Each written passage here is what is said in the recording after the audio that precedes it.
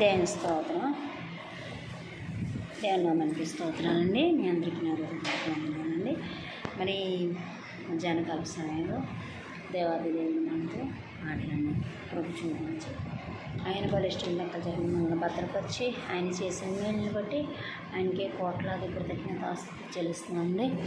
మరి ఈ దినం మరి 2026 సంవత్సరంలో దేవుడు మనకి 7వ నెల మరొక నెలలోకి మనల్ని అడుగుపెట్టడానికి ఆయన చూపించిన కృపను బట్టి ఆయనకి దేవుడు మహోన్నతుడైన మన ప్రభువుని యేసుక్రీస్తునామానికి స్తోత్రం చెల్లిస్తున్నాను.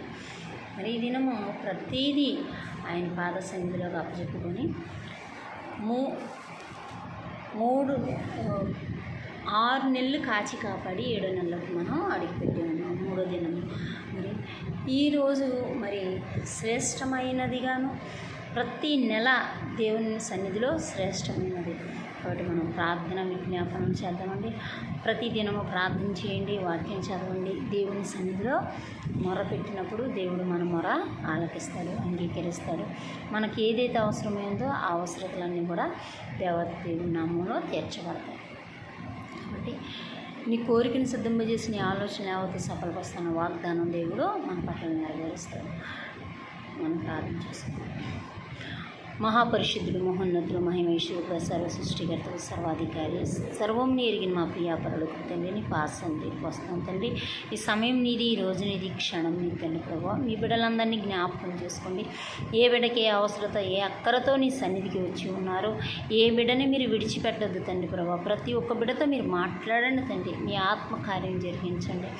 ఆ బిడ్డల కొరకు ఎదురు చూస్తున్న వారు ఉన్నారు తండ్రి. గర్భఫలాల కొరకు ఎదురు చూస్తున్న బిడ్డలు ఉన్నారు తండ్రి ప్రభువ. ఆయా సంతులేని దానిలో ఇన్నాళ్ళుగా చేస్తానని వాగ్దానం చేసావు తండ్రి ప్రభావ. వివాహముల కొరకు ఎదురు చూస్తున్న బిడ్డలు ఉన్నారు తండ్రి ప్రభువ. అటు వారిని మీరు దర్శించండి తండ్రి. నీకు వందనాలు స్తోత్రాలు. ఏమని బిడ్డలను, ఏమని కుమార్తెని, ఏమని కుమారులను దర్శించండి తండ్రి. అలాగే నా దేవా నీకు వందనాలు. అయా బాలింతలను, సూలింతలను జ్ఞాపకం చేసుకోండి ప్రభువ. అయా సూలింతలను జ్ఞాపకం చేసుకోండి. సులువైన ప్రసాలను అనుగ్రహించండి తండ్రి ప్రభువ. అలాగే నాయన మరి బాలింతలను జ్ఞాపకం చేసుకోండి. అయా సమృద్ధి అయిన పాలు రావడానికి సహాయం చేయండి. అనేకులు ఫోన్ చేసే బిడ్డలు చాలామంది ఇబ్బంది పడుతున్నారు ప్రభావ. పసిబిడ్డలకు పాలు లేక అట్టి వారిని మీరు జ్ఞాపకం చేసుకోండి. అయా మరి పసిబిడ్డలకి కావాల్సిన ఆహారమును అలాగే వారికి కావాల్సిన పాలు మరి ఏ రీతిగా పై పాలు పట్టినా తండ్రి బిడ్డలు ఆరోగ్యవంతులుగా ఉండడానికి సహాయం చేయండి.